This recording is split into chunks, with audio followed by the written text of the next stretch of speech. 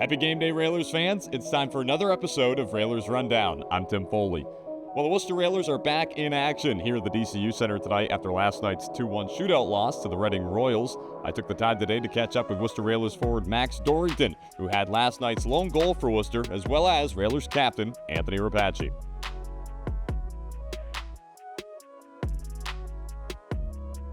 Standing alongside Railers forward Max Dorrington ahead of tonight's game against the Reading Royals. Max, a tough 2-1 loss last night in the shootout, but you had the lone goal for the Railers. Your first as a Railer. Just talk about the play.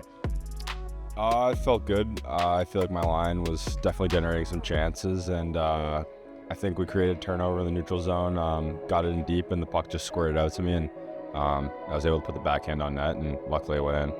You know, Tuz has talked about at practice this past week or so about just trying to get greasy goals, get pucks to the net, get them to go in. How's that mentality been working out for the guys?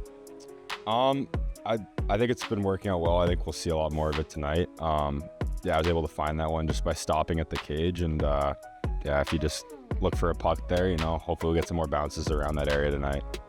Max, a little bit more about you. You're a rookie. You're in your first year pro. You're also from North Reading, Massachusetts, not too far down the road. First off, just talk about your first pro year here and how things have been going for you. It's been going well.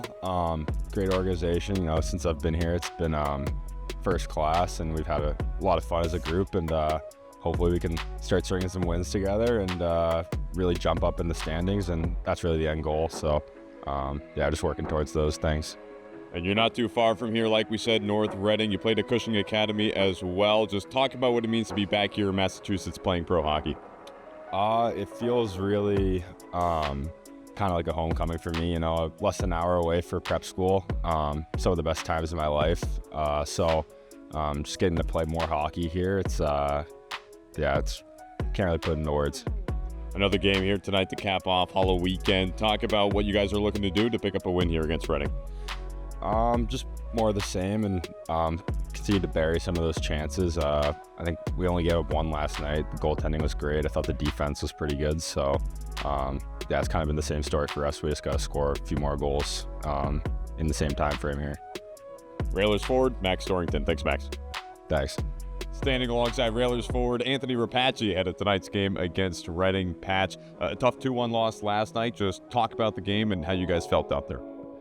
Yeah, we just haven't put a full, complete 60 minutes together. I think that's been our biggest problem to start this year. Obviously, there's good stretches throughout that game. Our power play, special teams, it hasn't been on this so far this season, and that's the difference, in pro hockey. If your special teams aren't going, it's a battle of special teams. So we got to do better, much better in that department. So far this season, what would you say some things are that you feel the group's doing really well and you want to continue to work on? I think we're doing a good job getting pucks in deep and then working them down low. We got to continue doing that, working underneath the goal line and getting more pucks to the net.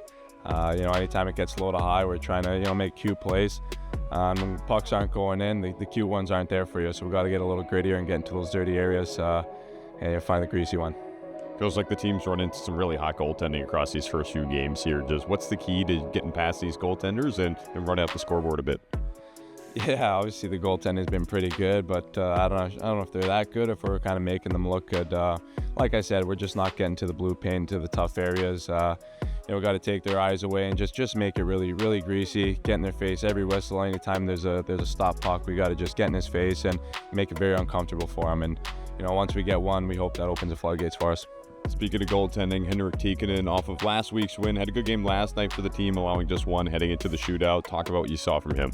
Yeah, Teek's been incredible. I apologized to him after the game last night.